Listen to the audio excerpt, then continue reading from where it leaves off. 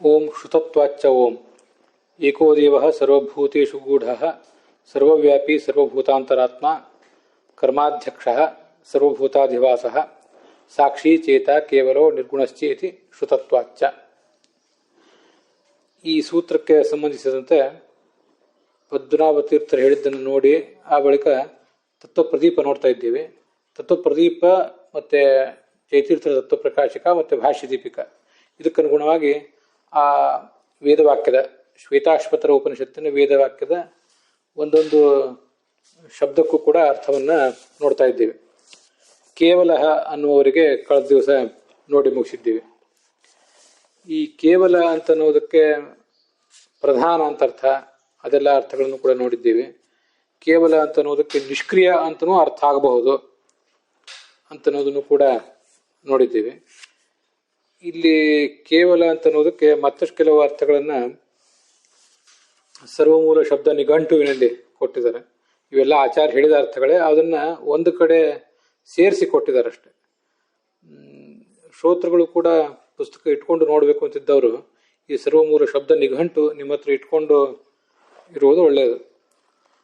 ಅದರಲ್ಲಿ ಅಕಾರದಿಂದ ನಕಾರದವರೆಗೆ ಮಾತ್ರ ಆಗಿದೆ, ಇನ್ನೂ ಕೂಡ ಮುಂದೆ ನಕಾರದಿಂದ ನಂತರ ಹದವರೆಗೆ ಇನ್ನು ಬರಬೇಕಾಗಿದೆ ಅಂತ. ಈ ಕೇವಲ ಅಂತ ಅನ್ನೋದಕ್ಕೆ ಕೆಲವು ಈ ಥರದ್ದು ಸಿಗುತ್ತದೆ ಅಲ್ಲಿ. ಬ್ರಹ್ಮೇಶಾನಾದಿ ದೇವೈ ಯತ್ ಪ್ರಾಪ್ತು ನೈವ ಶಕ್ಯತೆ ತದ್ಯತ್ ಸ್ವಭಾವ ಕೈವಲ್ಯಂ ಸ್ವಭಾವಾನ್ ಕೇವಲೋ ಹರೇ. ಬ್ರಹ್ಮ ರುದ್ರ ಮೊದಲಾದ ಯಾವ ದೇವತೆಗಳಿಗೂ ಪಡೆಯಲಿಕ್ಕಾಗದ ಒಂದು ಶ್ರೇಷ್ಠವಾದ ಸ್ಥಾನ, ಗುಣಗಳ ಸಮುದಾಯ ರೂಪವಾದ ವ್ಯಕ್ತಿತ್ವ ಇರುವುದರಿಂದ ಭಗವಂತನನ್ನು ಕೇವಲ ಅಂತ ಹೇಳ್ತಾರೆ. ಇದು ತತ್ವನಿರ್ಣಯದಲ್ಲಿ ಆಚಾರ್ಯರು ಉದ್ಧರಿಸಿರುವಂತಹ ಮಾತು. ಅನನ್ಯ ಸದೃಶತ್ವಾಚ್ಚ ಕೇವಲೋ ಅಸೌ ಹರಿಸ್ಮೃತಃ, ಇದು ಭಾಗವತ ತಾತ್ಪರ್ಯ. ಈ ಕೆಲವು ಒಂದೆರಡು ಮೂರು ವಾಕ್ಯಗಳಿವೆ, ಎಲ್ಲನೂ ಓದ್ತೇನೆ. ಅದು ಕೆಲದಕ್ಕೂ ಅರ್ಥ ಒಂದೇ. ಕೇವಲ ಅಸದೃಶತ್ವತಃ ಭಾಗವತ ತಾತ್ಪರ್ಯ, ಕೇವಲಂ ತಾದೃಶಾಭಾವಾತ್ ಬ್ರಹ್ಮತರ್ಕ, ಇದು ಭಾಗವತ ತಾತ್ಪರ್ಯ. ಈ ಮೂರಕ್ಕೂ ಕೂಡ ಒಂದೇ ಅರ್ಥ. ಇವನಂತೆ ಇರುವವನು ಇವನೊಬ್ಬನೇ, ಇವನಿಗಿಂತ ಭಿನ್ನರಾದವರು ಯಾರೂ ಕೂಡ ಈತನಂತೆ ಇಲ್ಲ, ಆದ್ದರಿಂದ ಆತ ಕೇವಲ. ಭಾಗವತ ತಾತ್ಪರ್ಯದಲ್ಲಿ ಒಂದು ಕಡೆ ಸ್ವತಂತ್ರ ಅನ್ನೋ ಅರ್ಥ ಹೇಳಿದ್ದಾರೆ ಕೇವಲ ಅನ್ನೋದಕ್ಕೆ. ಏಕಲಂ ಕೇವಲಂ ಚೇತಿ ಸ್ವತಂತ್ರ ಅಭಿಧೀಯತೆ ಸ್ವತಂತ್ರಸ್ತು ಹರಿ ಸಾಕ್ಷಾತ್ ಪರಿಷ್ಕೃತ ಹಿರಣ್ಯವತ್ ಅಂತ. ಈ ಏಕಲ ಕೇವಲ ಇವೆಲ್ಲ ಶಬ್ದಗಳಿಗೂ ಕೂಡ ಸ್ವತಂತ್ರ ಅಂತ ಅರ್ಥ ಇದೆ. ಸ್ವತಂತ್ರಸ್ತು ಹರಿ ಸಾಕ್ಷಾತ್, ಭಗವಂತ ಒಬ್ಬನೇ ಸ್ವತಂತ್ರ. ಅದು ಹೇಗೆ ಅಂದರೆ ಪರಿಷ್ಕರಿಸಲ್ಪಟ್ಟ ಬಂಗಾರದಂತೆ ಅಂತ ಒಂದು ಉದಾಹರಣೆ ಕೊಟ್ಟಿದ್ದಾರೆ. ಹಾಗೆ ಪರಿಶುದ್ಧವಾದ ಸ್ವಚ್ಛವಾದ ಅಮಿಶ್ರವಾದ ವ್ಯಕ್ತಿತ್ವ ಅವನೊಬ್ಬಂದೇ, ಉಳಿದವರೆಲ್ಲರದ್ದು ಕೂಡ ಮಿಶ್ರವಾದ ವ್ಯಕ್ತಿತ್ವ ಅಂತ ನಾವು ಆ ದೃಷ್ಟಾಂತದಿಂದಲೂ ಕೂಡ ತಿಳ್ಕೊಳ್ಬಹುದು. ಕೇವಲ ಅಂದರೆ ನಿಷ್ಕ್ರಿಯ ಅಂತ ಅರ್ಥ ಇದೆ. ಅದು ಜೀವನನ ಕುರಿತಾಗಿ ಗೀತಾ ಭಾಷ್ಯದಲ್ಲಿ ಹೇಳಿದ್ದಾರೆ. ಆದರೆ ಅದನ್ನು ನಾವು ಪರಮಾತ್ಮನಿಗೂ ಕೂಡ ತಗೋಬಹುದು ಅಂತ ಕಳೆದ ದಿವಸ ನೋಡಿದ್ವಿ. ಇದಂ ಮಾಧ್ಯಂ ದಿನಂ ಸವನಂ ತೇ ಕೇವಲಂ ಇಂದ್ರಸ್ಯ ಕೇವಲತ್ವಾತ್ ಕೇವಲಂ ಮಾಧ್ಯಂ ದಿನಂ ಸವನಂ. ಭಗವಂತ ಕೇವಲನಾದ್ರಿಂದ, ಇಂದ್ರ ಶಬ್ದ ವಾಚ್ಯನಾದ ಭಗವಂತ ಕೇವಲನಾದ್ರಿಂದ ಅವನಿಗೆ ಸಂಬಂಧಪಟ್ಟ ಮಧ್ಯಾಹ್ನ ಮಾಡುವ ಯಜ್ಞವು ಕೂಡ ಕೇವಲ ಅಂತ ಹೀಗೆ ಒಂದು ಕಡೆ ಬಂದಿದೆ. ಅಲ್ಲೇನು ವ್ಯತ್ಯಾಸ ಏನಿಲ್ಲ, ಅದನ್ನೇ ಕೇವಲ ಅಂತ ಹೀಗೆ ಕರೀತಾರೆ. ಕೇವಲ ಅಂತನ್ನುವುದಕ್ಕೆ ಭಗವಂತನ ಗುಣಗಳನ್ನು ಹೇಳುವ ದೃಷ್ಟಿಯಿಂದ ಇಷ್ಟೆಲ್ಲ ಅರ್ಥಗಳನ್ನು ನೋಡಿದ್ವಿ. ಅವನಂತೆ ಇನ್ನೊಬ್ಬ ಇಲ್ಲ ಅಂತ ಹೀಗೆಲ್ಲ. ಕೇವಲ ಜ್ಞಾನ ಅಂತ ಇನ್ನೊಂದು ಶಬ್ದ ಇದೆ ಸರ್ವಮೂಲದಲ್ಲಿ. ಯಥಾಶಾಸ್ತ್ರೋಕ್ತ ವಿಜ್ಞಾನಂ ಕೇವಲಂ ಜ್ಞಾನ ಮುಚ್ಯತೆ ಅಂತ. ಶಾಸ್ತ್ರಕ್ಕನುಸಾರವಾಗಿ ಅಲ್ಲಿ ಹೇಗೆ ಹೇಳಿದಾರೋ ಹಾಗೆ, ಏನು ಸಂಶಯ ಮತ್ತು ಅನ್ಯಥಾ ಜ್ಞಾನಗಳಿಗೆ ಅವಕಾಶ ಇಲ್ಲದಿರುವಂಥ ಶಾಸ್ತ್ರಜ್ಞಾನ ಬಂದರೆ ಅದನ್ನು ಕೇವಲ ಜ್ಞಾನ ಅಂತಾರೆ. ಇದನ್ನ ಯಾಕೆ ಪ್ರಸ್ತುತ ಮಾಡಿದೆ ಅಂದರೆ, ಅಂಥ ಜ್ಞಾನವನ್ನು ಕೊಡುವ ಭಗವಂತನೂ ಕೇವಲನೇ. ಆ ಜ್ಞಾನ ಅವನ ಅಧೀನ ಆದ್ದರಿಂದ ಅವನು ಅಂಥ ವಿಶಿಷ್ಟವಾದ ಜ್ಞಾನ ಕೊಡುವನಾದ್ರಿಂದ ಕೇವಲ ಅಂತ ನಾವು ಹೀಗೆ ತಿಳ್ಕೋಬಹುದು.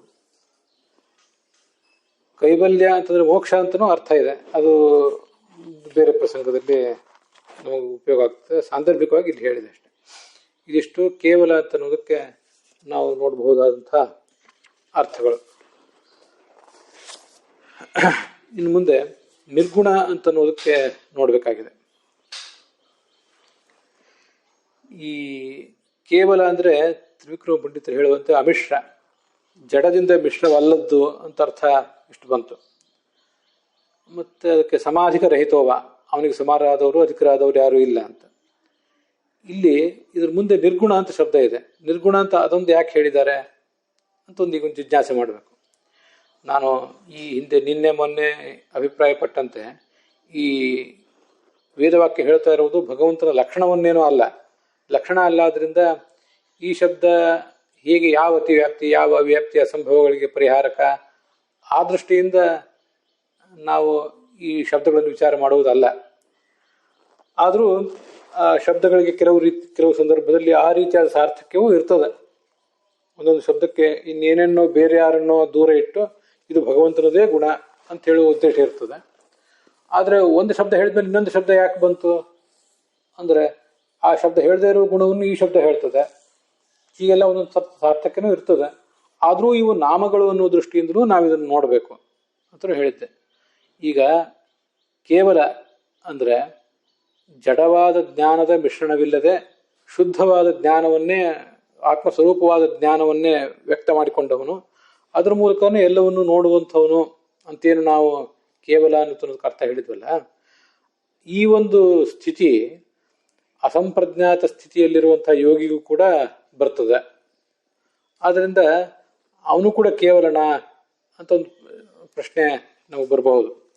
ಯಾಕೆ ಹಾಗೆ ಅಂದರೆ, ಈಗ ನಾವು ಶ್ರವಣ ಮನನ ಧ್ಯಾನ ಇತ್ಯಾದಿಗಳನ್ನು ಮಾಡ್ತೇವೆ. ಖಂಡಾಸ್ಮೃತಿ ಧಾರಣಾ ಸ್ಯಾತ್ ಅಖಂಡ ಧ್ಯಾನ ಮುಚ್ಚತೆ ಅಪ್ರಯತ್ನ ಸಮಾಧಿಶ್ಚ ಅಂತ ಹೀಗೆ ಅದರ ಸ್ಟೇಜ್ಗಳಿರೋದು.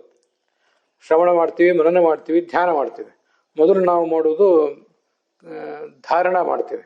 ಧಾರಣ ಅಂದರೆ ಖಂಡಾಸ್ಮೃತಿ, ಕೇವಲ ಅರ್ಧ ನಿಮಿಷ ಕೆಲವು ಸೆಕೆಂಡ್ಗಳ ಕಾಲ ಭಗವಂತನನ್ನು ನಮ್ಮ ಮನಸ್ಸಿನ ಪರದೆಯ ಮೇಲೆ ಚಿತ್ರಿಸಿಕೊಳ್ಳುವ ಪ್ರಯತ್ನ ಮಾಡ್ತೇವೆ. ಇದನ್ನ ಖಂಡ ಅಂದರೆ ಖಂಡತುಂಡವಾಗಿ ಕೆಲವು ಅಲ್ಪ ಕಾಲ ಮಾತ್ರ ಇದು. ಖಂಡ ಅಂದರೆ ಭಗವಂತನ ಯಾವುದ್ಯಾವುದೋ ಒಂದು ಅವಯವನ್ನ, ಒಂದು ಕೈ, ಒಂದು ಕಾಲು ಮೊದಲಾದ ಭಗವಂತನ ಅವಯವನ್ನ ಧ್ಯಾನಿಸುವುದಕ್ಕೂ ಖಂಡಾಸ್ಮೃತಿ ಅಂತಾರೆ. ಅಂತೂ ಅದು ಏನೇ ಇದ್ರೂ ಖಂಡಾಸ್ಮೃತಿ ಎಲ್ಲವೂ ಧಾರಣ ಅಂತ ಕರೆಸ್ಕೋತದೆ. ಇವತ್ತು ನಾವು ಮಾಡ್ತಿರುವುದೆಲ್ಲವೂ ಕೂಡ ಧಾರಣನೆ. ನಮಗೆ ಬೇಕಾದಷ್ಟು ಹೊತ್ತು ನಾವು ಭಗವಂತನ ಚಿತ್ರವನ್ನು ಮನಸ್ಸಿನಲ್ಲಿ ಕಾಣಲಿಕ್ಕೆ ಸಾಧ್ಯ ಆಗುವುದಾದ್ರೆ ಆವಾಗ ಅದನ್ನ ಧ್ಯಾನ ಅಂತ ವರ್ಣನೆ ಮಾಡ್ತಾರೆ. ಖಂಡಾಸ್ಮೃತಿ ಹಿ ಧಾರಣಾ ಸ್ಯಾತ್ ಅಖಂಡ ಧ್ಯಾನ ಮುಚ್ಚತೆ. ನಡುವೆ ವಿಚ್ಛೇದ ಬರದಂತೆ ಒಂದು 5-10 ನಿಮಿಷವೋ ಇಷ್ಟೊತ್ತು ನಾವು ಧ್ಯಾನ ಮಾಡಬೇಕು ಅಂತ ಸಂಕಲ್ಪಿಸಿ ಕೂತವರಿಗೆ ನಡುವೆ ಯಾವುದೇ ವಿಚ್ಛೇದ ಬರದಂತೆ ನಾವು ಧ್ಯಾನ ಮಾಡಿದರೆ ಅದನ್ನ ನಾವು ಧ್ಯಾನ ಅಂತ ಅನ್ಲಿಕ್ಕೆ ಸಾಧ್ಯ ಆಗ್ತದೆ. ಈಗ ನಾವು ಧಾರಣ ಧ್ಯಾನ ಈ ಸ್ಥಿತಿಗಳಿಗೆ ತಲುಪಬಹುದು. ಮುಂದೆ ಸಮಾಧ್ಯವಸ್ಥೆಗೆ ಹೋಗುವುದು ಅಂತಿದೆ. ಸಮಾಧ್ಯವಸ್ಥೆ ಅಂದ್ರೂ ಅಸಂಪ್ರಜ್ಞಾತ ಅವಸ್ಥೆ ಅಂತಂದ್ರೂ ಹೆಚ್ಚು ಕಡಿಮೆ ಒಂದೇನೆ. ಆದರೆ ಆ ವ್ಯಕ್ತಿ ಸಾಧಕ ಈಗಿನ್ನೂ ಅಸಂಪ್ರಜ್ಞಾತ ಅವಸ್ಥೆಗೆ ಹೋಗಿದಾನೋ ಅಥವಾ ಇನ್ನೂ ಧ್ಯಾನದ ಲೆವೆಲ್ನಲ್ಲಿ ಇದ್ದಾನೋ ಅಂತ ಅನ್ನೋದನ್ನ ನಾವು ಹೊರಗಿನವರು ಕಂಡು ಹಿಡಿಯೋದು ಕಷ್ಟ. ಏನು ಅದಕ್ಕೆ ವ್ಯತ್ಯಾಸ ಏನು? ಕೇವಲ ಧ್ಯಾನಕ್ಕೂ ಅಂದರೆ ಧಾರಣ ಮತ್ತು ಧ್ಯಾನ ಒಂದು ಕಡೆ, ಇನ್ನೊಂದು ಕಡೆ ಅಸಂಪ್ರಜ್ಞಾತ ಸಮಾಧಿ. ಅವೆರಡಕ್ಕೂ ವ್ಯತ್ಯಾಸ ಏನು ಅಂದರೆ, ಧಾರಣ ಮತ್ತು ಧ್ಯಾನಗಳಲ್ಲಿ ಇರುವವನಿಗೆ ಭಗವಂತನ ಸಾಕ್ಷಾತ್ಕಾರ ಇನ್ನೂ ಆಗಿರೋದಿಲ್ಲ. ಅವನು ತನ್ನ ಮನಸ್ಸಿನ ಪರದೆಯ ಮೇಲೆ ಭಗವಂತನ ಚಿತ್ರವನ್ನು ಮೂಡಿಸ್ಕೋತಾನಷ್ಟೆ. ಅವನದನ್ನು ಗಂಟೆಗಟ್ಟಲೆನೂ ನೋಡಬಹುದು, ಆದರೆ ಅವನು ನೋಡ್ತಾ ಇರುವುದು ಭಗವಂತನ ಚಿತ್ರವನ್ನ, ಭಗವಂತನನ್ನಲ್ಲ. ಅದು ಮನಸ್ಸಿನ ಒಂದು ಕ್ಯಾನ್ವಾಸಿನ ಮೇಲೆ ಭಗವಂತನ ಚಿತ್ರವನ್ನು ನೋಡ್ತಿರ್ತಾನಷ್ಟೆ. ಇದು ಧಾರಣ ಮತ್ತು ಧ್ಯಾನ. ಬಹಳ ದೀರ್ಘ ಹೊತ್ತು ಏನು ಸುತ್ತಮುತ್ತಲು ಆತನಿಗೆ ಡಿಸ್ಟರ್ಬೆನ್ಸ್ ಇದ್ರೂ ಅದನ್ನೆಲ್ಲ ಮೀರಿಯೂ ಆತ ಭಗವಂತನ ಚಿತ್ರವನ್ನು ನೋಡ್ಲಿಕ್ಕೆ ಬಂದರೂ ಕೂಡ ಅದು ಇನ್ನೂ ಅವನಿಗೆ ಭಗವಂತನ ಸಾಕ್ಷಾತ್ಕಾರ ಆಗಿರೋದಿಲ್ಲ. ಅದರಿಂದ ಅದು ಏನು ಅವನು ಮಾಡಿದ್ರು ಭಗವಂತನ ಚಿತ್ರವನ್ನೇ ಕಾಣ್ತಾ ಇರ್ತಾನೆ, ಮತ್ತೆ ಅದನ್ನು ಮನಸ್ಸಿನ ಪರದೆಯ ಮೇಲೇ ಕಾಣ್ತಿರ್ತಾನೆ. ನಾವು ಒಂದು ಗೋಡೆಯ ಮೇಲೆ ಯಾವುದೋ ಬರೆದಂಥ ಒಂದು ಚಿತ್ರವನ್ನು ನೋಡುವಂತೆ. ಆದರೆ ಅಸಂಪ್ರಜ್ಞಾತ ಸಮಾಧಿ ಅದನ್ನು ತಲುಪಿದವನಿಗೆ ಸಾಕ್ಷಾತ್ಕಾರ ಆಗಿರ್ತದೆ. ಸಾಕ್ಷಾತ್ಕಾರ ಆಗಿ ಅವನು ತನ್ನ ಮನಸ್ಸಿನ ಮೂಲಕ ಭಗವಂತನನ್ನೇ ನೋಡ್ತಿರ್ತಾನೆ. ಅದು ವಿಶೇಷ. ಇಲ್ಲಿವರೆಗೆ ನೋಡಿದ್ದು ಭಗವಂತನ ಚಿತ್ರ, ಭಗವಂತನ ಪ್ರತಿಮೆ. ಈ ಅಪರೋಕ್ಷ ಜ್ಞಾನ ಆದವನಿಗೆ ಭಗವಂತನನ್ನೇ ಸಾಕ್ಷಾತ್ತಾಗಿ ನೋಡುವಂಥ ಅವಕಾಶ ಮತ್ತು ಶಕ್ತಿಗಳು ಬಂದಿರ್ತವೆ. ಆದರೆ ನಿಮಗೆಲ್ಲ ಇದು ಗೊತ್ತಿದೆ, ಅಪರೋಕ್ಷ ಜ್ಞಾನ ಆಗಿ ಅಸಂಪ್ರಜ್ಞಾತ ಅವಸ್ಥೆಗೆ ಹೋಗಿ ಸಮಾಧಿಯನ್ನು ಅನುಭವಿಸಬಲ್ಲವನಿಗೂ ಕೂಡ ಅದು ದೀರ್ಘಕಾಲ ಇರೋದಿಲ್ಲ. ಕೆಲವರಿಗೆ ಒಂದು ಮುಹೂರ್ತ, ಹೀಗೆ ಒಂದು ಗಳಿಗೆ, ಹೀಗೇನೇನೋ ಬೇರೆ ಬೇರೆ ಅದನ್ನೆಲ್ಲ ಭಾಗವತ ತಾತ್ಪರ್ಯ ಇತ್ಯಾದಿ ಕಡೆ ಹೇಳಿದ್ದಾರೆ. ಒಂದು ಮಿಂಚಿನಂತೆ ಅಂತ ಕೆಲವರಿಗೆ ಇರೋ ದೀಪದಂತೆ ಆ ಭಗವಂತನ ಸಾಕ್ಷಾತ್ಕಾರ ಆಗ್ತಿರ್ತದಂತೆ. ಭಗವಂತನ ಸಾಕ್ಷಾತ್ಕಾರ ಆದಮೇಲೆ ಕೂಡ ನಮಗೆ ಬೇಕಾದಷ್ಟು ಹೊತ್ತು, ಬೇಕಾದಷ್ಟು ಸಮಯ ಆ ಭಗವಂತನನ್ನ ಮನಸ್ಸಿನಲ್ಲಿ ಕಂಡು ಬಿಡ್ತೇವೆ ಅಂತ ನಾವಿಗೆ ಹೇಳಲಿಕ್ಕೆ ಕಷ್ಟ. ಅದಕ್ಕೆಲ್ಲ ಕಾರಣಗಳೇನು ಅಂದರೆ, ಅವನಿನ್ನೂ ಕೂಡ ಈ ಭೌತ ದೇಹದಲ್ಲಿ ಬದ್ಧನಾಗಿರುವುದು, ಮತ್ತೆ ಜಡವಾದ ಮನಸ್ಸೇ ಆತನಿಗೆ ಇನ್ನೂ ಕೆಲಸ ಮಾಡ್ತಾ ಇರೋದು. ನಾವು ಭಾಗವತ ತಾತ್ಪರ್ಯದಲ್ಲಿ ಹಿಂದೆ ಬಂದಿರುವುದನ್ನ ಅನೇಕ ಬಾರಿ ನೋಡಿದ್ದೀವಿ. ಭಗವಂತನ ಸಾಕ್ಷಾತ್ಕಾರ ಆದಮೇಲೆ ಕೂಡ ಮನಸ್ಸಿನಿಂದಲೇ ಈ ಮಾನಸವಾದ ಒಂದು ಸ್ವರೂಪ ಜ್ಞಾನವನ್ನೇ ಪಡ್ಕೊಂಡಿರ್ತಾನೆ. ಆ ಮಾನಸವಾದ ಸ್ವರೂಪ ಜ್ಞಾನ ಇದು ದೃಢವಲ್ಲ, ಇದು ಬೇಡ ಅಂತೇಳಿ ಅದನ್ನು ಬಿಟ್ಟು ಬಿಡ್ತಾನೆ. ಇದು ಭಗವಂತನನ್ನು ಮನಸ್ಸಿನಿಂದ ಸಾಕ್ಷಾತ್ಕರಿಸಿಕೊಂಡ ಮೇಲೆ ಕೂಡ, ಭಗವಂತನ ಪ್ರತಿಮೆ ಚಿತ್ರ ಅಲ್ಲ, ಭಗವಂತನನ್ನೇ ಮನಸ್ಸಿನಿಂದ ಸಾಕ್ಷಾತ್ಕರಿಸಿಕೊಂಡ ಮೇಲೆ ಕೂಡ ಭಗವಂತನ ಸಾಕ್ಷಾತ್ಕಾರ ಏನೋ ಆಯಿತು. ಆದರೆ ಆ ಸಾಕ್ಷಾತ್ಕಾರ ಕೊಟ್ಟಂಥ ಇಂದ್ರಿಯ, ಈ ಜಡವಾದ ಮನಸ್ಸು, ಇದರಿಂದ ಬಂದ ಸಾಕ್ಷಾತ್ಕಾರ ಹೆಚ್ಚು ವಿಶ್ವಾಸಕ್ಕೆ ಯೋಗ್ಯ ಅಲ್ಲ. ವಿಶ್ವಾಸಕ್ಕೆ ಯೋಗ್ಯ ಅಲ್ಲ ಅಂದರೆ ಅದೇನೋ ತಪ್ಪಿರ್ತದೆ ಅಂತಲ್ಲ, ಮತ್ತು ಅದೇನೋ ತಪ್ಪು ತೋರಿಸಿಬಿಟ್ಟಿರ್ತದೆ, ಅದರಿಂದ ವಿಶ್ವಾಸಕ್ಕೆ ಪಾತ್ರ ಅಲ್ಲ ಅಂತಲ್ಲ. ಅದು ವಿಷಯೀಕರಿಸಿದ್ದೆಲ್ಲ ಸರಿಯಾಗೇ ಇದೆ. ಆದರೆ ಮನಸ್ಸಿನ ಸ್ವಭಾವವೇ ಅದು ಪ್ರಾಕೃತ ಸ್ವಭಾವ ಆದ್ದರಿಂದ, ಅದು ಜಡವಾದ್ದರಿಂದ, ಅದರಿಂದ ಬಂದಿರುವ ಜ್ಞಾನವನ್ನು ನೆಚ್ಚಿಕೊಳ್ಳುವುದಕ್ಕಿಂತ ಸ್ವರೂಪ ಸಾಕ್ಷಾತ್ಕಾರವನ್ನೇ ನಾನು ನೆಚ್ಚಿಕೊಳ್ಳಬೇಕು, ನನ್ನ ಸ್ವರೂಪದಿಂದಲೇ ಭಗವಂತನನ್ನು ಕಾಣಬೇಕು ಅಂತ ಮತ್ತಷ್ಟು ಸಾಧನೆ ಮಾಡ್ತಾನೆ. ಪೃಥು ಚಕ್ರವರ್ತಿ ಉದಾಹರಣೆಯಲ್ಲಿ ಅದು ಬಂದಿದೆ. ಅಂತೂ ಹೀಗೆ ಸಾಧಕ ಅನೇಕ ಏಳು ಬೀಳುಗಳನ್ನು ಅನುಭವಿಸಬೇಕಾಗ್ತದೆ. ಅಂತೂ ಅಸಂಪ್ರಜ್ಞಾತ ಸಮಾಧಿ ಸ್ಥಿತಿಯಲ್ಲಿ ಯಾರು ಇರ್ತಾನಲ್ಲ, ಅಸಂಪ್ರಜ್ಞಾತ ಅಂದರೆ ಉಳಿದಿನ ಸುತ್ತಮುತ್ತಲಿನ ಆಗು ಹೋಗುಗಳಿಗೆ ಸ್ಪಂದಿಸದೇ ಇರುವವನು ಅಂತ ಅಷ್ಟೇ ಅರ್ಥ.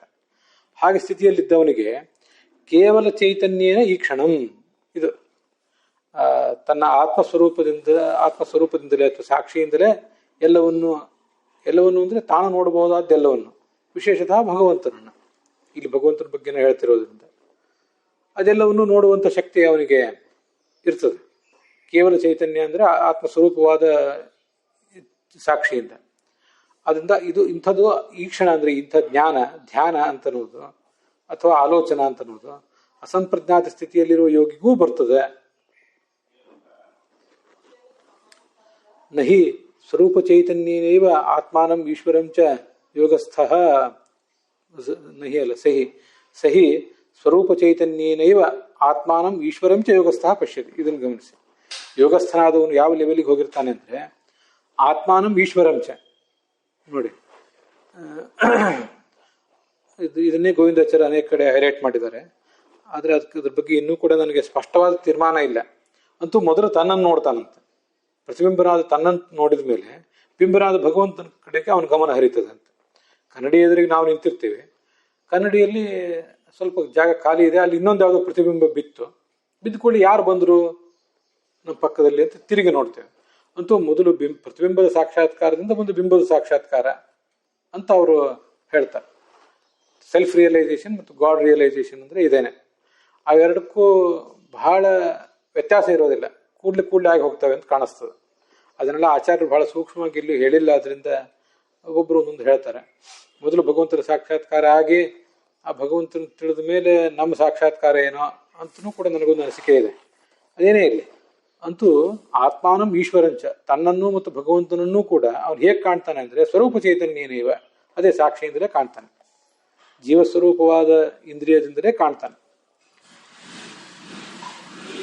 ಅದು ಅಸಂಪ್ರಜ್ಞಾತ ಸ್ಥಿತಿಯಲ್ಲಿ ಅವನಿಗೆ ಸಾಧ್ಯ ಆಗ್ತದೆ. ಆದರೆ ನಚ ತದಾ ಗುಣಾಭಿಮಾನಿ, ಆವಾಗ ಅವನಿಗೆ ಗುಣದ ಮೇಲಿನ ಅಭಿಮಾನವೂ ಕೂಡ ಇರೋದಿಲ್ಲ. ಯಾಕೆಂದರೆ ಗುಣಗಳ ಹಿಡಿತವನ್ನು ತಪ್ಪಿಸ್ಕೊಂಡಿರ್ತಾನೆ ಅವನು. ಆ ಧ್ಯಾನ ಮಾಡುವ ಸಂದರ್ಭದಲ್ಲಿ ಗುಣದ ಮೇಲಿನ ಅಭಿಮಾನ ಅವನಿಗೆ ಇರೋದಿಲ್ಲ. ಸಾ ತುರ್ಯಾವಸ್ಥಾ ನಾಮ, ಅದನ್ನೇ ತುರ್ಯಾವಸ್ಥಾ, ನಾಲ್ಕನೇ ಅವಸ್ಥಾ ಅಂತ ಹೇಳೋದು. ನಾವೀಗ ಅನುಭವಿಸ್ತಾ ಇರೋದು ಎಚ್ಚರ, ಕನಸು ಮತ್ತು ನಿದ್ರೆ ಮೂರನ್ನು ಮಾತ್ರ. ನಾಲ್ಕನೇ ಅವಸ್ಥೆಯನ್ನು ನಾವಿನ್ನೂ ಅನುಭವಿಸಿಲ್ಲ. ಅವನಿಗೆ ಅದು ಅನುಭವಕ್ಕೆ ಬಂದಿರ್ತದೆ. ಅವನಿಗೆ ಆ ಅಸಂಪ್ರಜ್ಞಾತ ಸ್ಥಿತಿಯಲ್ಲಿದ್ದಾಗ ಗುಣದ ಮೇಲಿನ ಅಭಿಮಾನ ಇಲ್ಲದೆ ಇರಬಹುದು, ಆದರೆ ಅವನು ಸಗುಣನೇ ಆಗಿದ್ದಾನೆ, ಇನ್ನೂ ಸಗುಣನೇ ಅವನು. ಇದನ್ನು ಗಮನಿಸಿ. ತತ್ಕಾಲದಲ್ಲಿ ಯೋಗ ಧ್ಯಾನ ಮಾಡುವಷ್ಟು ಹೊತ್ತು ಗುಣದ ಮೇಲಿನ ಅಭಿಮಾನ ಕಳ್ಕೊಂಡಿರ್ತಾನೆ. ಅಥವಾ ನಾವಿನ್ನೂ ಏನು ಸಾಕ್ಷಾತ್ಕಾರವನ್ನೇ ಪಡೆಯದೇ ಇರುವಂತಹ ಸಾಮಾನ್ಯ ಹುಲುಮಾನವರು ಏನಿದ್ದೀವಿ, ನಮಗೆ ಹೋಲಿಸಿದರೆ ಅವನು ಗುಣದ ಮೇಲಿನ ಹತೋಟಿ ಅವನು ಜಾಸ್ತಿ ಇದೆ. ಆದ್ರೂ ಅವನು ಸಗುಣನೇ. ಯಾಕೆಂದ್ರೆ ಪ್ರಾರಬ್ಧ ಕರ್ಮಣಃ ಅಪ್ರನಷ್ಟತ್ವ, ಪ್ರಾರಬ್ಧ ಕರ್ಮ ಇನ್ನೂ ಹೋಗಿಲ್ಲ ಅಂತ. ಯಾಕಂದ್ರೆ ಇನ್ನೂ ಸಾಕ್ಷಾತ್ಕಾರ ಆದ್ಮೇಲೂ ಕೂಡ ಸಂಚಿತ ಕರ್ಮಗಳೆಲ್ಲ ನಷ್ಟ ಆಗಿ ಹೋಗಿವೆ. ಆದರೆ ಪ್ರಾರಬ್ಧವನ್ನು ಮಾತ್ರ ಅನುಭವಿಸಲೇಬೇಕು ಅಂತ ನಮಗೆ ನಮ್ಮ ಶಾಸ್ತ್ರದ ಪ್ರಮೇಯ ನಿಮಗೆಲ್ಲ ಗೊತ್ತಿದ್ದೇ ಇದೆ. ಆದ್ದರಿಂದ ಪ್ರಾರಬ್ಧ ಕರ್ಮವನ್ನು ಅನುಭವಿಸಲೇಬೇಕಾಗಿದೆ. ಆ ಪ್ರಾರಬ್ಧ ಕರ್ಮಕ್ಕನುಗುಣವಾಗಿ ಇನ್ನೂ ಜನ್ಮಗಳನ್ನು ತಾಳಬೇಕಾಗಿದೆ. ಅದಕ್ಕೆ ಈ ಪ್ರಾರಬ್ಧ ಕರ್ಮಕ್ಕನುಗುಣವಾಗಿಯೇ ಅನೇಕ ಥರದ ಆಲೋಚನೆಗಳು, ದೈಹಿಕ ಕ್ರಿಯೆಗಳು, ಮಾನಸಿಕ ಕ್ರಿಯೆಗಳೆಲ್ಲ ಆತನಲ್ಲಿ ಸುಳಿದು ಹೋಗ್ತಾ ಇರ್ತವೆ ಅವನ ವ್ಯಕ್ತಿತ್ವದಲ್ಲಿ. ಮತ್ತೆ ಲಿಂಗದೇಹ ಅಂತೂ ಇನ್ನೂ ಇದ್ದೇ ಇದೆ. ಇಷ್ಟೆಲ್ಲ ಇರೋದ್ರಿಂದ ಅವನು ಸಗುಣನೇ. ಗುಣದ ಅಭಿಮಾನ ಅವನಿಗೆ ಹೋಗಿರ್ಬೋದು. ನಚ್ಚ ತದಾ ಗುಣಾಭಿಮಾನಿ, ಧ್ಯಾನಾವಸ್ಥೆಯಲ್ಲಿದ್ದಾಗ, ಅಸಂಪ್ರಜ್ಞಾತ ಅವಸ್ಥೆಯಲ್ಲಿದ್ದಾಗ ಗುಣದ ಮೇಲಿನ ಅಭಿಮಾನ ಇಲ್ಲ. ಯಾಕಂದ್ರೆ ಅದೇ ತುರ್ಯಾವಸ್ಥೆ. ಆದರೆ ಅವನು ಒಟ್ಟಾರೆ ಜೀವನದಲ್ಲಿ, ಅವನೇನು ಇಡೀ ಜೀವನ ಪೂರ್ತಿ ಹುಟ್ಟಿದಾರಿಂದ ಸಾಯುವವರೆಗೇನು ಅಸಂಪ್ರಜ್ಞಾತ ಸಮಾಧಿ ಸ್ಥಿತಿಯಲ್ಲಿ ಇರೋದಿಲ್ಲ. ಕೆಲವು ವರ್ಷ ಸಮುದ್ರದಲ್ಲಿ, ನದಿ ನೀರಿನಲ್ಲಿ, ಎಲ್ಲೆಲ್ಲೋ ಮುಳುಗಿ, ಹುತ್ತದಲ್ಲಿ ಮುಳುಗಿ ಮಾಡ್ತಿರ್ತಾರೆ. ವರ್ಷಗಳ ಗಟ್ಟಲೆನೂ ಮಾಡಬಹುದು. ಆದರೆ ಕೆಲವರು ಹೊರಗೆ ಬರೋದಿದೆಯಲ್ಲ, ಹೊರಗೆ ಬಂದರೆ ಅವರೆಲ್ಲ ಸಗುಣರೇ, ಯಾವಾಗಲೂ ಸಗುಣರೇ. ಅಸಂಪ್ರಜ್ಞಾತ ಸ್ಥಿತಿಯಲ್ಲಿ ಮಾತ್ರ ಅವರು ಗುಣಗಳ ಹತೋಟಿಯನ್ನು ಮೀರಿಡ್ತಾರೆ ಅಷ್ಟೆ. ಸರಿ, ಯಾಕಂದರೆ ಪ್ರಾರಬ್ಧ ಕರ್ಮ ನಷ್ಟ ಆಗಿಲ್ಲದೆ ಇರುವುದರಿಂದ. ಹೀಗೆ ಈ ಜೀವನನ್ನೂ ಕೂಡ, ಅಸಂಪ್ರಜ್ಞಾತ ಸ್ಥಿತಿಯಲ್ಲಿರೋ ಜೀವನನ್ನೂ ಕೂಡ ನಾವು ಸಾಕ್ಷಿ, ಚೇತ, ಕೇವಲ ಅಂತ ಹೀಗೆಲ್ಲ ಕರೀಬಹುದಾ ಅಂತ ಹೀಗೆ ಒಂದು ಪ್ರಶ್ನೆ ಬರ್ತದೆ. ತದ್ವ್ಯಾವೃತ್ಯರ್ಥ, ಅದಕ್ಕೆ ಹೇಳಿದ್ದು ಜೀವನದಲ್ಲಿ ಇಲ್ಲದೇ ಇರುವ ಗುಣಲಕ್ಷಣಗಳನ್ನು ಭಗವಂತನಲ್ಲಿ ನಾವು ಹೇಳಬೇಕಾಗಿದೆ. ಜೀವನದಲ್ಲಿ ಇಲ್ಲದೇ ಇರುವ ವೈಶಿಷ್ಟ್ಯ ಅವನಲ್ಲಿದೆ. ಅದೇನಂದ್ರೆ ನಿರ್ಗುಣ ಅಂತ. ನಿರ್ಗುಣ ಶಬ್ದ ಪ್ರಾಕೃತ ಗುಣ ನಿಷೇಧಾತ್ಮಕ. ನಿರ್ಗುಣ, ಭಗವಂತ ಒಬ್ಬನೇ ನಿರ್ಗುಣ. ಪ್ರಾಕೃತವಾದ ಗುಣಗಳು ಯಾವುದೂ ಕೂಡ ಆತನಿಗೆ ಇಲ್ಲವೇ ಇಲ್ಲ ಆ ದೃಷ್ಟಿಯಿಂದ. ಆದರೆ ಇವನು ಸಾಕ್ಷಿ ಇರಬಹುದು, ಚೇತ ಇರಬಹುದು, ಅಸಂಪ್ರಜ್ಞಾತ ಸ್ಥಿತಿಯಲ್ಲಿ ಜಡ ಅಮಿಶ್ರವಾದ ಅಪ್ರಾಕೃತವಾದ ಸ್ವರೂಪದಿಂದಲೇ ಭಗವಂತನನ್ನು ಕಾಣ್ತಿರ್ಬಹುದು. ಆದರೆ ಅವನು ನಿರ್ಗುಣ ಅಲ್ಲ, ಸಗುಣನೇ ಆಗಿದ್ದಾನೆ. ಯಾಕೆಂದ್ರೆ ಇನ್ನೂ ಕೂಡ ಸಂಸಾರ ನಡೆದಿದೆಯಲ್ಲ ಅವನು ಅಂತ ಅದರ ತಾತ್ಪರ್ಯ. ಹಾಗಾದ್ರೆ ಭಗವಂತ ನಿರ್ಗುಣ ಹೇಗೆ ಅಂದ್ರೆ ಪ್ರಾಕೃತ ಗುಣ ಇಲ್ಲ. ಆದ್ದರಿಂದ ಏಕತ್ವಾದಿ ಶಬ್ದೈ ಅನೇಕ ಗುಣತ್ವ ಪ್ರತೀತೆ ನ ಸ್ವಾಭಾವಿಕ ಗುಣ ನಿಷೇಧ. ಈ ಭಗವಂತನಲ್ಲಿ ಸ್ವಾಭಾವಿಕವಾದ ಗುಣವೂ ಇಲ್ಲ, ಅವನು 100% ನಿರ್ಗುಣ ಅಂತ ಯಾಕೆ ಅರ್ಥ ಮಾಡಬಾರ್ದು ಅಂತ ಅದ್ವೈತಿಗಳಿಗೊಂದು ಆಲೋಚನೆ ಬರಬಹುದು. ನಿರ್ಗುಣ ಅಂದ್ರೆ ಪ್ರಾಕೃತ ಗುಣರಹಿತ ಅಂತ ಯಾಕೆ ಅರ್ಥ ಮಾಡ್ತೀರಿ? ಶಬ್ದ ಇರ್ತಿರೇನು? ನಿರ್ಗತಾಹ ಗುಣಾಹ ಯಸ್ಮಾತ್ ಸಹ, ಗುಣನೇ ಇಲ್ಲದೆ ಇರುವವನು ಅಂತ ಯಾಕೆ ಅರ್ಥ ಮಾಡಬಾರ್ದು ಅಂದ್ರೆ ಅದನ್ನೇ ನೀವು, ಅದಕ್ಕಾಗಿ ನಿಮಗೆ ಈ ಶ್ರುತಿಯನ್ನು ನಾವು ಕೊಟ್ಟದ್ದು ಅಂತಾರೆ ಆಚಾರ್ಯರು. ಅಲ್ಲಿ ಏಕೋಹ ಒಂದು ಗುಣ, ಏಕತ್ವ ಗುಣ. ಈ ದೇವ ಅನ್ನೋದು ಅದಂತೂ ಕ್ರೀಡಾದಿ ಗುಣ ವಿಶಿಷ್ಟ ಅಂತ ಹೇಳಿಬಿಡ್ತದೆ. ಏಕತ್ವ ಮತ್ತು ಕ್ರೀಡಾದಿ ಗುಣ ವಿಶಿಷ್ಟತ್ವ, ಸರ್ವಭೂತೇಶು ಗೂಢತ್ವ, ಕೇವಲತ್ವ, ಸಾಕ್ಷಿತ್ವ, ಇವೆಲ್ಲ ಗುಣಗಳು ಅದರಲ್ಲಿ ಇದ್ದೇ ಇದೆ. ಆದ್ದರಿಂದ ಏಕತ್ವಾದಿ ಶಬ್ದೈ ಅನೇಕ ಗುಣತ್ವ ಪ್ರತೀತೇ, ಭಗವಂತನಲ್ಲಿ ಅನೇಕ ಗುಣಗಳಿವೆ ಅಂತ ತಿಳಿದು ಬರ್ತಿರೋದ್ರಿಂದ ನ ಸ್ವಾಭಾವಿಕ ಗುಣ ನಿಷೇಧ, ಸ್ವಾಭಾವಿಕವಾದ ಅವನ ಸ್ವರೂಪ ಶರೀರದಿಂದ ಸವಿಶೇಷಾಭಿನ್ನವಾದ ಗುಣಗಳನ್ನು ಮಾತ್ರ ಈ ಶ್ರುತಿ ನಿಷೇಧಿಸ್ತಾ ಇಲ್ಲ, ಅದು ಪ್ರಾಕೃತವಾದ ಗುಣಗಳನ್ನು ಮಾತ್ರ ನಿಷೇಧಿಸ್ತಾ ಇದೆ. ಅದಕ್ಕಾಗಿ ನೋಡಿ, ವಿಷ್ಣು ಸಹಸ್ರನಾಮ ಈಗ ನಮ್ಗೆ ಯಾಕೆ ಪ್ರಧಾನ ಆಗ್ತದಂದ್ರೆ ಗುಣಭೃತ್ ನಿರ್ಗುಣ ಅಂತ ಒಟ್ಟೊಟ್ಟಿಗೆ ಹೇಳಿದೆ. ಈಗ ಹೇಗೆ ಸಾಕ್ಷಿ ಈಗ ಈ ಶ್ವೇತಾಶ್ವರೋತ್ತರ ಉಪನಿಷತ್ತನ್ನ ಆಚಾರ್ಯ ಯಾಕೆ ಹೇಳ್ತಿದ್ದಾರೆ, ಅದೇ ಥರ ವಿಷ್ಣು ಸಹಸ್ರನಾಮನು ಈ ಉಪನಿಷತ್ತು ಕೂಡ ನಿರ್ಗುಣ ಅಂತ ಹೇಳಿದೆ, ಅದ್ರ ಜೊತೆಗೆ ಅನೇಕ ಗುಣಗಳನ್ನು ಹೇಳಿದೆ. ವಿಷ್ಣು ಸಹಸ್ರನಾಮವು ಕೂಡ ನಿರ್ಗುಣ ಅಂತ ಹೇಳಿದೆ, ಅದಕ್ಕಿಂತ ಮುಂಚೆ ಗುಣಭೃತ್ ಅಂತ ಕೂಡ ಹೇಳಿದೆ. ಮತ್ತೆ ಇಡೀ ವಿಷ್ಣು ಸಹಸ್ರನಾಮ ಅವೆರಡು ಶಬ್ದ ಅಲ್ಲದೇನೆ ಕೂಡ ಸಾಕ್ಷಿ ಅಂತ ಶಬ್ದವನ್ನು ಹೇಳಿದೆ, ಶ್ರೀನಿವಾಸ ಅಂತ ಶಬ್ದಗಳನ್ನು ಹೇಳಿದೆ, ಅನೇಕ ಥರದ ಶಬ್ದಗಳನ್ನು ಅದು ಹೇಳ್ತಾನೆ ಇದೆಯಲ್ಲ. ಧರ್ಮಾಧ್ಯಕ್ಷ ಅಂತ ಹೇಳಿದೆ, ಇಲ್ಲಿ ಕರ್ಮಾಧ್ಯಕ್ಷ ಅಂತ ಬಂದ್ರೆ ಧರ್ಮಾಧ್ಯಕ್ಷ ಅಂತ ಬಂದಿದೆ. ಜ್ಞಾನ ಅಂತಿದೆ, ಪ್ರಮಾಣ ಅಂತಿದೆ, ಮುಕ್ತಾನಾಂ ಪರಮಾಗತಿ ಅಂತಿದೆ, ಸರ್ವಪ್ರಹರಣಾಯುಧ, ಭಯಕೃತ್ ಭಯನಾಶಕತ್ವ, ಅನೇಕ ಥರದ ಗುಣಗಳು ಅದರಲ್ಲಿ ಇದ್ದೇ ಇದೆ. ಆದರೆ ಅನೇಕ ಥರದ ಗುಣಗಳನ್ನೆಲ್ಲ ವರ್ಣನೆ ಮಾಡಿ ಮಾಡಿ ಕೊನೆಗೆ ಗುಣಭೃತ್ ಅಂತ ಅದನ್ನು ಸಂಕ್ಷೇಪಿಸಿಬಿಟ್ಟಿದೆ, ಇಷ್ಟೆಲ್ಲ ಗುಣಗಳಿದ್ದವನು ಅಂತ. ಆದ್ರಿಂದಲೇ ವಿಷ್ಣು ಸಹಸ್ರನಾಮದ ಆರಂಭದಲ್ಲಿ ಯಾನಿ ನಾಮಾನಿ ಗೌಣಾನಿ ವಿಖ್ಯಾತಾನಿ ಮಹಾತ್ಮನಃ, ಗೌಣ ಅಂದ್ರೆ ಅಪ್ರಧಾನ ಅಂತ ಅರ್ಥ ಅಲ್ಲ, ಗೌಣಾನಿ ಅಂದ್ರೆ ಗುಣವಾಚಕಾನಿ ನಾಮಾನಿ, ವಿಷ್ಣು ಭಗವಂತನೇನು ಗುಣವಾಚಕ ನಾಮಗಳಿವೆ ಅವನ್ನ ಹೇಳು ನಾನು ಕೇಳ್ತೇನೆ ಅಂತ ಅಲ್ಲಿ ಬಂದಿರುವಂತ ವಿಚಾರ ಅದು. ಏವಂ ಶ್ರುತತ್ವಾಚ ನ ಗೌಣ ಆತ್ಮ. ಈಗ ಈ ಶ್ವೇತಾಶ್ವತರ ಉಪನಿಷತ್ನಲ್ಲಿ ಮತ್ತೆ ವಿಷ್ಣು ಸಹಸ್ರನಾಮದಲ್ಲಿಯೂ ಕೂಡ ಏವಂ ಶ್ರುತತ್ವಾತ್, ಗುಣ ಉಳ್ಳವನೆಂಬುದಾಗಿಯೂ ಮತ್ತು ನಿರ್ಗುಣ ಎಂಬುದಾಗಿಯೂ ಪರ್ಟಿಕ್ಯುಲರ್ಲಿ ಭಗವಂತ ಶ್ರುತನಾಗಿದ್ದಾನೆ, ಅಂದರೆ ವೇದದಲ್ಲಿ ಹೇಳಲ್ಪಟ್ಟಿದ್ದಾನೆ. ಆದ್ರಿಂದ ಗೌಣ ಆತ್ಮನನ್ನ ನೀವ್ಯಾರೋ ಹೇಳುವಂತೆ ಗೌಣ ಆತ್ಮನನ್ನ ಇಲ್ಲಿ ತಗೊಳ್ಬಾರ್ದು, ಹೊರತು ಮುಖ್ಯ ಆತ್ಮನನ್ನೇ ತಗೊಳ್ಬೇಕು, ಅವನೇ ಗುಣಭೃತ ಅವನೇ ನಿರ್ಗುಣ ಅಂತ ಈಗ ಅದ್ರ ತಾತ್ಪರ್ಯ. ಮುಕ್ತ ಜೀವರ ಬಗ್ಗೆ ಹೇಗೆ ಅಂತ ಒಂದು ಪ್ರಶ್ನೆ ಬರ್ತದೆ. ಮುಕ್ತ ಜೀವರು ಈ ಸಂಸಾರದ ಅವಸ್ಥೆಯಲ್ಲಿದ್ದಾಗ ಪ್ರಾರಬ್ಧ ಕರ್ಮ ಇನ್ನೂ ನಷ್ಟ ಆಗಿಲ್ಲದೆ ಇರುವಾಗ ಅವನು ಸಗುಣ ಆಗ್ತಾನೆ, ತಥಾಪಿ ಸಗುಣ ಏವಾಸು. ಮುಕ್ತನಿಗೆ ಮಾತ್ರ ಹೇಗೆ ಅಂತ ಒಂದು ಪ್ರಶ್ನೆ ಬಂದರೆ ಅದಕ್ಕೆ ಆ ಮುಕ್ತಿಗೆ ಸಂಬಂಧಪಟ್ಟಂತೆ ಹಿಂದೆ ನಾವು ಒಂದು ಉತ್ತರ ಕಂಡುಕೊಂಡಿದ್ದೀವಿ, ಆ ಉತ್ತರವನ್ನು ಇಲ್ಲಿ ಹೇಳಬೇಕು. ಅದನ್ನ ಸತ್ಯನಾಥ ಸ್ವಾಮಿಗಳು ಹೇಳಿದ್ದಾರೆ ಗೀತಾ ತಾತ್ಪರ್ಯದ, ಆಚಾರ್ಯರ ಗೀತಾ ತಾತ್ಪರ್ಯದ ಜಯತೀರ್ಥರ ನ್ಯಾಯದೀಪದ ಟಿಪ್ಪಣಿಯಲ್ಲಿ ಹೇಳಿದ್ದಾರೆ. ಮುಂದೆ ಗೋವಿಂದಾಚಾರ್ಯರು ಕೂಡ ಅದನ್ನು ತುಂಬ ಕಡೆ ಸ್ಪಷ್ಟಪಡಿಸಿದ್ದಾರೆ. ಇವರಿಬ್ಬರನ್ನು ಬಿಟ್ಟರೆ ಬೇರೆಯವರು ಅದನ್ನು ಹೇಳಿದ್ದು ನನಗೆ ನೆನಪಿಲ್ಲ, ಮತ್ತು ನನಗೂ ಕೂಡ ಅದು ಮನಸ್ಸಿಗೆ ಗ್ರಾಹ್ಯ ಆಗಿದೆ. ಅನೇಕ ಜನ ವಿದ್ವಾಂಸರು ಅದ್ರ ಬಗ್ಗೆ ಕೆಲವು ಸ್ವಲ್ಪ ಇನ್ನೂ ಸಂಶಯ ವ್ಯಕ್ತ ಮಾಡ್ತಾರೆ. ಅದೇನೆಂದರೆ, ನಮ್ಮ ಪ್ರಾಕೃತವಾದ ಗುಣಗಳು ಸತ್ವಂ ರಜಸ್ತಮ ಇತಿ ಗುಣ ಪ್ರಕೃತಿ ಸಂಭವ ಅಂತ ಪ್ರಾಕೃತವಾದ ಗುಣಗಳು ನಮ್ಮನ್ನು ಹೇಗೆ ಹಿಡಿದಿಟ್ಟಿವೆಯಲ್ಲ, ಹಾಗೆ ಅಪ್ರಾಕೃತವಾದ ಸತ್ವ ರಜಸ್ತಮೋ ಗುಣಗಳಿವೆ. ಅವು ಮುಕ್ತಿಯಲ್ಲೂ ಕೂಡ ಹೋಗೋದಿಲ್ಲ. ಮುಕ್ತಿಯಲ್ಲೂ ಅಪ್ರಾಕೃತವಾದ ಅದು ನಮ್ಮ ಸ್ವರೂಪಕ್ಕೆ ಸಂಬಂಧಪಟ್ಟದ್ದು. ಆದರೆ ಅದನ್ನ ಗೋವಿಂದಾಚಾರ್ಯರು ಬೇಕಾದಷ್ಟು ತಮ್ಮ ಬ್ರಹ್ಮಸೂತ್ರ ಭಾಷ್ಯದಲ್ಲೇ ಅದನ್ನ ಭಾಷ್ಯ ಪಾಠದಲ್ಲೇ ಅದನ್ನು ಚರ್ಚೆ ಮಾಡಿದ್ದಾರೆ. ಅದು ನಿಷ್ಕ್ರಿಯ ಆಗಿಬಿಡ್ತದೆ.